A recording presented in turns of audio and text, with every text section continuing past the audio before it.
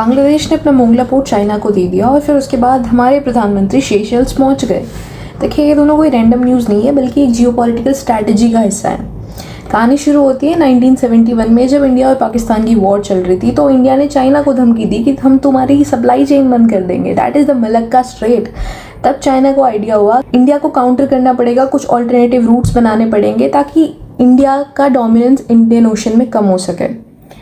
And 2005 में US Congress की एक रिपोर्ट में स्ट्रिंग ऑफ पर्ल्स का जिक्र हुआ। Strategy of pearls means to counter India in Indian Ocean, मतलब वो अपनी डिपेंडेंसी कम करना चाहते हैं मलक्का स्ट्रेट पे, ऑल्टरनेटिव रूट्स ढूंढ रहे हैं जैसे कि सीपीईसी, सीएमबीईसी। चाइना के स्ट्रिंग ऑफ पर्ल्स में काफ़ी सारे पोर्ट शामिल हैं, जैसे कि ग्वादर पोर्ट पाकिस्तान का, हम्बनडोरा पोर्ट श्रीलंका का, Chittagong Mongla port of Bangladesh and Myanmar के तो पता नहीं कितने पोर्ट। चाइना का जो काउंटर स्ट्रिंग ऑफ पर्ल्स है वो सिर्फ मलक्का स्ट्रेट पे डिपेंडेंसी कम करने के लिए और अल्टरनेटिव रूट्स बनाने के लिए नहीं है, बल्कि वो इंडियन ओशन को मैप कर रहे हैं ताकि आने वाले टाइम में कभी अगर ज़रूरत पड़े तो अपनी सबमरीन्स को छुपा सके। जिस इंडियन ओशन में इंडिया का डोमिनेंस था, जब वहाँ पे चाइना का प्रेजेंस बढ़ा तो ऑब्वियसली इंडिया को चिंता करने की ज़रूरत थी।